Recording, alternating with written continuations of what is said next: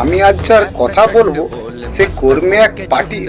আগে ভিডিওটা দেখো তোমরা সবাই, এখন বহু কথা বাকি। रिचार्ज खत्म होने के बाद आउटगोइंग के साथ साथ इनकमिंग कॉल का भी बंद होना। सर जब प्रीपेड प्लान एक्सपायर होता है, मोबाइल रिचार्ज की वैलिडिटी खत्म होती है तो आपकी आवाज बंद कर दी जाती है। फोन मेरा, सिम कार्ड मेरा, नंबर मेरा। तो सर रिचार्ज खत्म होने के बाद आउटगोइंग कॉल बंद होना समझ आता है, लेकिन इनकमिंग कॉल बंद होना सरासर मनमानी है।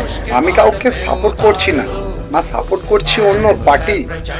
আর যার কথা বলবো সে সংসদে গরিব মানুষের সাথী।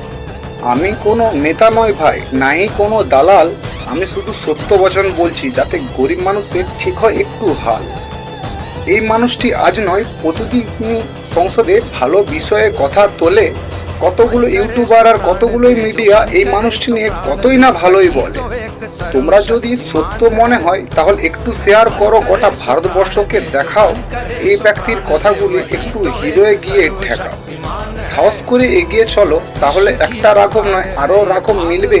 নয়তো এভাবেই তোমাদের 28 দিনের টাকা টেলিকম কোম্পানি যেভাবে গিলছে সেভাবেই গিলবে।